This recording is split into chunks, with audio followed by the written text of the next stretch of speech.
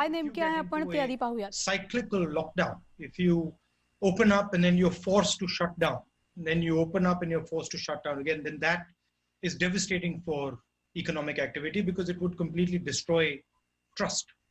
Would you agree with that? I think that's right, because that would suggest, take even a second lockdown. It means that you haven't been completely successful in doing in reopening.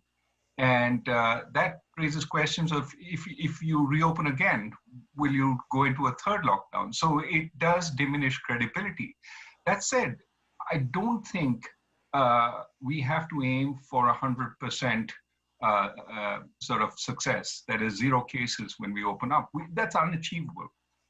What we have to do is manage the reopening so that when there are cases, we isolate them. But at the heart of that management, knowing which areas are having heavy infections, which areas are not, at the heart of that process, of course, is testing.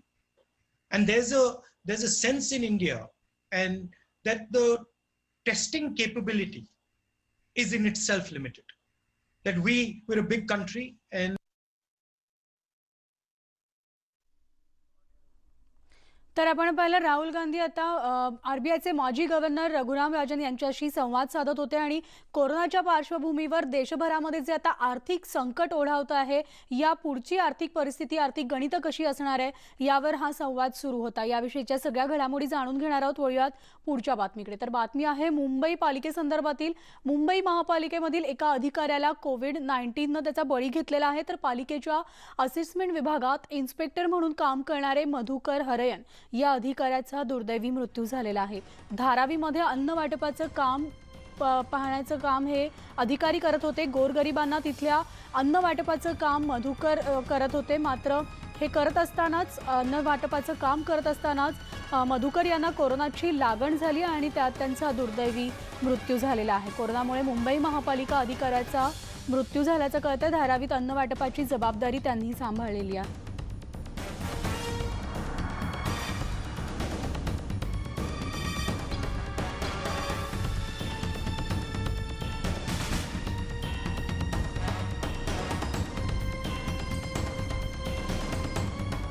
Then check in a mass way whether there is any sign of the virus in those 1,000 samples. And if you do find that, then go deeper into that particular sample and check who it might be. But this way, I mean, these are ways of testing which reduce the burden on the test infrastructure and can allow us to try and vet much more. It's in some sense less intensive. We simply can't wait till we have that kind of facility. There's going to be the impact of the virus, and then after some time there's going to be the impact on the economy, a sort of blowback impact that is going to come, real impact that is going to come a couple months from now. How do you sort of make the balance between fighting the virus right now and fighting the consequences of the virus 3 or 4 months down the line? I think there has to be a prioritization because our capacities and our resources are limited. Certainly our financial, fiscal resources are more limited than the West. So what we need to do is decide, how do we keep this economy together so that when we reopen up, it's sort of able to walk off the sick bed and not be impaired at that point. So most immediately, I think keep people well and alive. Food is extremely important. Reach it to every place.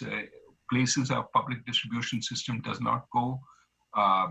Amartya Sen and Abhijit Banerjee and I have talked about temporary ration cards, for example, for people who don't have access. But you have to treat this pandemic as a situation which is unprecedented. We have to break norms in order to tackle what is needed, while at the same time keeping in mind that there's an overall budgetary sort of limit. There are only so many resources we have. What do you think about the agricultural sector and the workers, migrant workers? How should we be thinking about their finances? Well, this is where I think the efforts we made on direct benefits transfers sort of needs to be realized at this point.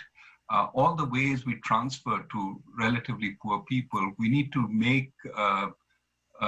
take a call on that. You know, we have different ways of accessing through widows' pensions, through the Manrega rolls, and we need to say, look, these are people who don't have a job right now, who don't have a livelihood.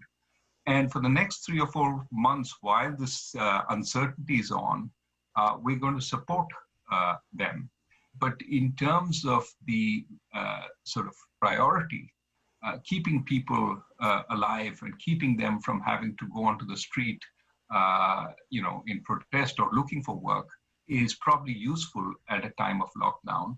And so I think we need to find ways of getting both money as well as food through the public distribution system to as many of these people as we can. तो doctor राजन कितना पैसा लगेगा गरीबों की मदद करने के लिए?